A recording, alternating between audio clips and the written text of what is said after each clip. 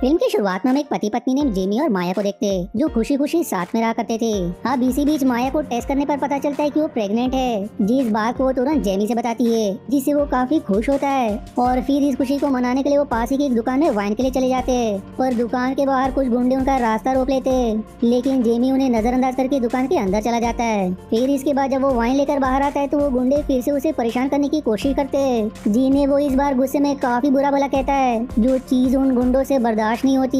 इसलिए वो जेमी का उसके घर तक पीछा करते और फिर घर पहुंचते ही वो लोग घुसकर जेमी को मारने लगते। इस दौरान माया वॉशरूम में होती है, जो बाहर मारपीट की शोर सुनकर काफी ज्यादा घबरा जाती है। इसलिए वो तुरंत पुलिस को फोन कर देती है, जिस बीच वो गुंडे दरवाजा तोड़कर उसे भी बाहर खींच लेते और फिर वो उसे भी बुरी तरह से मारने लग जाते, जो देख बेचारा जेमी अब उनसे विनती करता है कि वो माया को छोड़ दे क्योंकि वो प्रेग्नेंट है, लेकिन वो उसकी एक नहीं सुनते। इसी बीच माया के हाथों एक चाकू लग जाता है, जिसे देखकर वो उन लोगों को खुद से दूर रहने के लिए कहती है, जो देखकर उनमें से गुंडे को उस पर काफी गुस्सा आ जाता है। पर इससे पहले कि वो माया को कुछ कर पाते, पुलिस की सायरन सुनते ही वो लोग भाग पड़ते हैं। लेकिन इस हादसे के बाद माया और जेमी काफी डर जाते हैं, जिसी के साथ ये सीन यहीं कट हो जाती है। अब अगले सीन में हमें कुछ महीनों बाद का समय दिखाया जाता है, जहाँ हमें गाँव में एक बूढ़ी औरत को मरा हुआ देखते हैं, जिसकी लाश को कुछ लोग वहाँ से उठाकर ले जा रहे होते हैं। जिस दौरान हम वहीं पर एक छोटा सा गेट भी देखते हैं, जिसके अंदर से कोई ये सब देख रहा होता है। अभी आखिर कौन है ये हमें मूवी में आगे जाने को मिलेगा। फिर इसके बाद हम माया और जेमी को साथ में कहीं जाते हुए देखते हैं, जिनकी बातों से हमें पता चलता है कि वो लोग उसी औरत के घर रहने के लिए जा रहे हैं, जिसकी मौत हाल ही में हुई है। दरअसल जेमी का उसकी आंट के अलावा परिवार में कोई दूसरा नहीं था, जिस कारण उनके मरने के बाद उनकी सारी संपत्ति जेमी के नाम हो गई। और क्योंकि वो और माया उस हादसे के बाद से खुद को उस जगह पर सुरक्षित नहीं समझते थे, इसलिए यहाँ रहने का मौका मिलते ही दोनों तुरंत यहाँ आने के लिए तैयार हो जाते। साथ ही माया जल्दी एक बच्चे को जन्म देने वाली थी, इसलिए यहाँ गाँव में रहना उसके लिए बेहतर होगा। अब यहाँ पहुँचने के बाद ये लोग आंट के बड़े से घर को देखकर काफी खुश हो जाते हैं, क्योंकि ये अब इनका घर हो चुका था, जिसके बारे में जब दोनों बातें कर ही रहे होते कि तभी वहाँ पर आंट की दोस्त मैरी आ जाती है, जो जेमी से बताती है कि उसकी आंट काफी अच्छे स्वभाव वाली महिला थी, पर जब उन्होंने अपने पति के साथ अपनी बच्ची को भी निमोनिया के कारण खो दिया तो वो बहुत उदास रहने लगी। अब ये बात बताते हुए मेरी जेमी और माया को घर के पीछे के बगीचे की तरफ ले जाती है, जहाँ हम उसी दरवाजे को देखते हैं जो हमें मूवी में पहले देखने को मिला था। उस दरवाजे की तरफ इशारा करते हुए मेरी बताती कि इसके अंदर कुछ छोटे अजीब क्रीचर्स जिन्हें रेड हेड्स कहा जाता है वो रहते हैं, और तुम्हारी आंट रोज इन्हें खाने के लिए मार दिया करती थी, क्योंकि जब उन्होंने अपना सब कुछ खो दिया तो यही रेड हेड्स उनके अकेलेपन में उनके साथी बने। इसके आगे बताते हुए मैरी कहती कि उसकी आंट की आखिरी इच्छा थी कि उसके मरने के बाद जो भी इस घर में रहे वो भी उन्हीं की तरह रेड हेड्स के लिए खाने को वही मांस के टुकड़े रखे, जो बाहर सुनकर जेमी और माया दोनों को ही काफी अजीब लगता है। लेकिन बात को टालने के लिए माया मैरी से यूं ही कह देती है कि वो यहाँ रोज खाने के लिए मांस रख दिया करेगी। अब इस बात से खुश होकर माया वहाँ से चली जाती है, जिसकी जाने के बाद दोनों घर की सारी सफाई करने में लग जाते हैं। अब क्योंकि ये घर पुराना था इसलिए वो फैसला करते हैं कि इस घर को वो रेनोवेट करवाएंगे, इसीलिए अब ये लोग पास ही की दुकान से कुछ सामान लेने के लिए जाते हैं, जहाँ का मालिक जेमी से कहता है कि उसकी आंट बहुत ही अच्छी इंसान थी, इसलिए उनसे इस सामान के पैसे नहीं लेगा, जिस बात से दोनों काफी खुश होते। फिर ये लोग एक बार में जाते हैं, जहाँ सभी इनका स्वागत करते हैं, क्योंकि ये इस जगह पर नए थे। यहाँ इनकी मुलाकात रॉय नाम के एक बूढ़े आदमी से भी होती है, जो इनसे बातों ही बातों में सवाल करता है कि इन्होंने अपने घर के रेनोवेशन का काम आखिर किसको दिया है। इस पर जेमी उससे कहता है कि उसने चार्ल्स नाम के आदमी को इस काम के लिए कहा है, जो कल से ही अपने काम पर लग जाएंगे। पर ये बात सुनते ही रॉय ने चार्ल्स और उसके बच्चों से बचकर रहने के लिए कहता है, क्योंकि वो बहुत ही अजीब है। वहीं अब जब रॉय ये सब बातें कर रहा होता है तो वहाँ मैरी आ जाती है, जो रॉय को डांटकर वहाँ से जाने के लिए कहती है, क्योंकि वो इन्हें बिना किसी बात के ही डरा रहा था। अब रॉय के जाने के बाद मैरी माया से अकेले नहीं उन्हीं रेड कैप्स के बारे में जिक्र करते हुए सवाल करती है कि क्या वो उसके कई मुताबिक उन्हें खाना दे रही है, जिसके जवाब में माया कहती कि वो भूल गई थी, पर आज से वो उन्हें जरूर खाना देगी, क्योंकि मैरी ने उनसे कहा था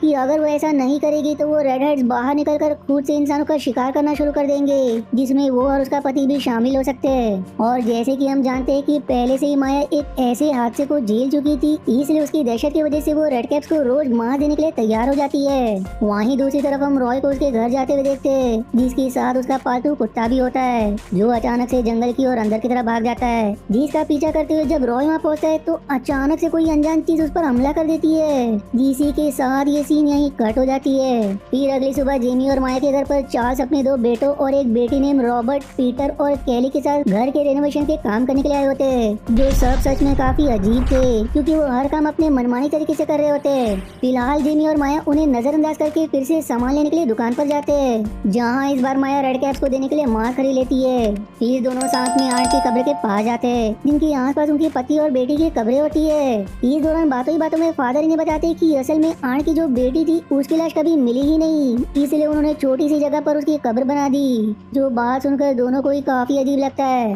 और अब इसके बाद जब ये लोग वापस जा रहे होते हैं तो वहीं जंगल की तरफ दोनों देखते हैं कि कुछ लोग वहाँ किसी तरह की तलाश कर रहे हैं, जिन लोगों में मेरी भी थी। वो माया के पूछने पर बताती कि कल से ही रॉय कहीं गायब है, इसलिए उसी को ढूंढने का काम चल रहा है। यहाँ माया मेरी से ये भी सवाल करती है कि उसने आंट की बच्ची के बारे में उससे झूठ क्यों कहा था कि उसकी मौत निमोनिया से हुई थी, जबकि उसकी तो लाश भी नहीं मिली। इसके जवाब में मैरी कहती कि असल में जब आंट के पति की किसी बीमारी के कारण जान जाने वाली थी तो उन्होंने रेड कैप से उनकी जान के बदले अपनी बच्ची का सौदा किया, जिससे हुआ ये कि कुछ समय के लिए आंट के पति की जान तो बच गई, लेकिन उस बच्ची को रेड कैप्स उठा ले गए। जिस कहानी पर ना तो जेमी को ना ही माया को विश्वास होता है। इसके बाद अब वो सीधा घर पहुँचते, जहाँ केली और पीटर को काम ना करते देख जेमी उनसे इसका कारण पूछता है और इस बात पर उनकी बहस हो जाती है। वहीं दूसरी तरफ जब माया बाथरूम में होती है तो बाहर खिड़की से रॉबर्ट उसे घूर रहा होता है, जिसे देखते ही वो तुरंत जेमी को बुलाती है। और जब ये बात चार्ल्स को पता लगती है तो वो रॉबर्ट के इस बर्ताव के लिए दोनों से माफी मांगता है। वहीं रात को जब रेड कैप्स के लिए माया खाना लेकर जाती है तो उसे वहाँ कुछ अजीब आवाजें सुनाई देती है, इसलिए उसका ध्यान भटक जाता है, जिससे अगली पल वो वापस देखती तो किसी ने उसका दिया खाना यानी कि मांस खत्म कर दिया था, जिस कारण वो डर के मारे अंदर भाग जाती है। फिर अगली सुबह चार्ल्स अपने परिवार के साथ फिर से काम पर आ जाता है,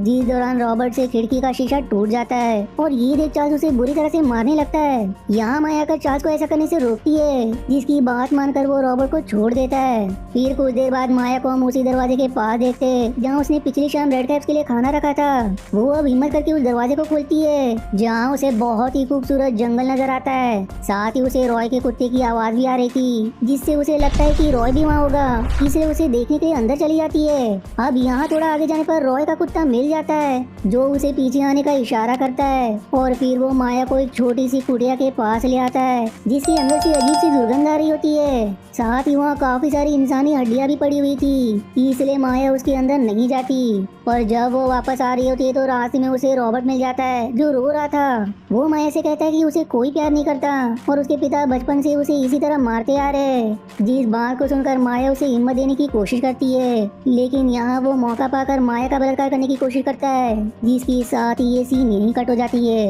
अब अगले सीन में माया को उसके घर में सही सलामत देखते हैं, जो काफी डरी हुई लग रही थी, जिसकी इस हालत को देखकर जेमी उससे सवाल करता है कि आखिर उसे क्या हुआ। इसके जवाब में माया कहती है कि अगर वो उसे बताएगी तो वो विश्वास नहीं करेगा, इसलिए वो उसे अपने साथ वहाँ कुछ दिखाने के लिए ले जाती है, जहाँ जाकर वो कहती है कि यहीं पर रॉबर्ट ने उसके साथ जबरदस्ती करने की कोशिश की थी, लेकिन तभी कुछ छोटे क्रीचर्स वहाँ कर रॉबर्ट को अपने साथ घसीट ले गए। यहाँ माया की इस कहानी पर जेमी को बिल्कुल भी विश्वास नहीं होता, जिस बात पर इन दोनों में लड़ाई भी हो जाती है। और अब हम जान पाते हैं कि शुरुआत के उस हादसे की वजह से जेमी भी खुद को माफ नहीं कर पा रहा था, क्योंकि उस समय वो अपनी पत्नी को बचाने के लिए कुछ भी नहीं कर पाया था, इसलिए वो अपने मूड को ठीक करने के लिए यहाँ से सीधा बाहर में चला जाता है। अब यहाँ उसे पीटर और केली मिलते हैं, जो अपने भाई रॉबर्ट को ढूंढ रहे होते हैं। वो जेमी को देखकर उसे रॉबर्ट के बारे में पूछते हैं, जिस पर अब जेमी लड़खड़ाती हुई आवाज के साथ उनसे कहता है कि उसे उनके भाई के बारे में कुछ नहीं पता। हालांकि पीटर और केली को उस पर शक हो जाता है और उनके कुछ करने से पहले मैरी उन्हें वहाँ से भगा देती है। वहीं दूसरी तरफ हम माया को देखते हैं, जो अब भी काफी डरी हुई थी, और तभी बाहर का दरवाजा भी खुल जाता है, जिसमें से एक छोटा सा क्रीचर अंदर आता है, जो माया के पैरों के पास एक बैग रखकर चला जाता है, जिसकी जाते हुए माया वीडियो बना लेती है। फिर उसके जाने के बाद वो उस बैग को देखती है, जिसके अंदर उसे रॉबर्ट का सिर मिलता है, जिसका साफ मतलब है कि रेड कैप्स ने रॉबर्ट को मार दिया। फिलहाल जब जेमी वापस आता है तो माया उसे सब कुछ बताती है, और जब वो विश्वास नहीं करता तो वो उसे वही बैग और फोन की रिकॉर्डिंग दिखाती है, जिसे देखकर वो काफी ज्यादा घबरा जाता है। और इससे पहले कि वो कुछ सोच पाता वहाँ केली और पीटर चार्ल्स के साथ पहुंच चुके थे, जो जबरदस्ती अंदर घुस आते हैं, क्योंकि उन्हें शक था कि इन्हीं दोनों ने रॉबर्ट के साथ कुछ किया होगा। चार्ल्स अब अंदर आते ही जेमी को पकड़ लेता है और माया को केली बाहर भागते हुए देख लेती है, जिसके पास रॉबर्ट के सिर वाला बैग भी था। केली अब उस बैग में अपने भाई के सिर को देखते ही दंग रह जाती है, जो फिर उस बैग को चार्ल्स को दिखाती है, जिसे देखकर वो आग बबूला हो जाता है और फिर पूरे घर में तोड़फोड़ करने के साथ आग भी लगा देता है। फिर वो लोग जेमी को पकड़कर उसे टॉर्चर करने लगते हैं, जो उन्हें बता देता है कि उसने कुछ नहीं किया, बल्कि रॉबर्ट का ये हाल रेड कैप्स ने किया है, जिस बात पर चार्ल्स को विश्वास नहीं होता। वहीं दूसरी ओर माया जाकर उन रेड कैप से मदद मांगती है, जिसके बदले में वो उन्हें कुछ भी देने को तैयार थी। इसलिए अब जब चार्ल्स के कहने पर पीटर जेमी को मारने जाता है तो एक रेड कैप ऊपर से उसके ऊपर कूदकर एक चाकू से उसे घायल कर देता है, जिसे इस तरह देखकर वो और चार्ल्स काफी ज्यादा हैरान थे, क्योंकि उन्होंने बचपन में सिर्फ इनकी कहानियां सुनी थी। हालांकि यहाँ चार्ल्स एक बैट से वार करके उस रेड कैप का काम खत्म कर देता है और फिर पीटर डर के मारे भाग खड़ा होता है और फिर उसे कई सारे रेड कैप्स घेर लेते हैं। साथ ही केली ने भी माया को पकड़ लिया था, लेकिन अब उसे ही कई सारे रेड कैप्स पकड़कर उसका पेट फाड़ देते हैं। जहाँ अब हम पहली बार रेड कैप्स को किसी इंसान को खाते हुए देखते हैं, वहीं दूसरी तरफ किसी तरह से रेड कैप से बचते हुए पीटर भागने की कोशिश करता है, पर चार्ल्स के सामने ही एक रेड कैप उसका गला काट कर उसको मार डालता है। यहाँ चार्ल्स एक गन की मदद से सभी रेड कैप को मारता जा रहा था जो उसे अपनी गाड़ी में मिली थी। अब वो अपने बच्चों की मौत से बुरी तरह बौखला चुका था, जिस कारण वो गन को माया की तरफ तान देता है, और इससे पहले वो गोली चलाता रॉय का कुत्ता आकर उसकी गन नीचे गिरा देता है, जो माया की अब हाथ लग चुकी थी, जो अब बिना देरी के चार्ल्स को शूट कर देती है। और अब इसके बाद वो काफी मुश्किलों के साथ एक बच्ची को जन्म देते, जिससे वो और जेमी काफी खुश भी थे, क्योंकि अब खतरा टल भी चुका था। जेमी अब अपनी गाड़ी साफ करने चला जाता है। बाकी सभी की लाशों को तो रेड कैप पहले ही वहाँ से घसीट कर ले जा चुके थे। जिन सब के बीच फिर एक रेड कैप आकर माया की बच्ची को उठा ले जाता है, जिसे वहाँ न देखकर माया समझ जाती है कि ये उन्हीं रेड कैप का काम होगा, इसलिए वो आखिर में उस कुटिया के अंदर प्रवेश कर जाती है, जहाँ वो एक अजीब सी औरत को देखती है जिसके पास उसकी बच्ची रखी हुई थी। और अब माया को ये समझते देर नहीं लगती कि ये अजीब औरत असल में आंट की बेटी है, जिसे सबने मरा हुआ मान लिया था, और इस वक्त वो रेड कैप्स की रानी है, जो फिर सभी रेड कैप्स को माया को मारने का आदेश देती है। लेकिन माया एक चाकू की मदद से एक रेड कैप को मारने के साथ उस औरत की आंखें फोड़ देती है, जिससे उस औरत की भी मौत हो जाती है। और ये मंजर देख सभी रेड कैप उसके सामने घुटने टेक देते हैं, क्योंकि उसने उनकी रानी को मारा था, यानी कि अब वो उनकी रानी हो गई है। शायद यही कारण था कि सभी रेड कैप्स उसे मदर रेड कैप कहकर बुलाने लगते हैं। अब मूवी के आखिरी सीन में हम माया को वो बच्ची जेमी के हाथों सौंपते हुए देखते हैं, यानी कि अब वो अपनी बच्ची की जगह रेड कैप्स के साथ उनकी रानी बनकर उनके बीच रहेगी। वहीं हम सभी रेड कैप्स को उसकी इर्द गिर्द खुशी से नाचते हुए देखते हैं, जो सब वहाँ खड़ा जेमी चुपचाप देखता रह जाता है। जिसी मिक्स फीलिंग के साथ ये मूवी यहीं समाप्त हो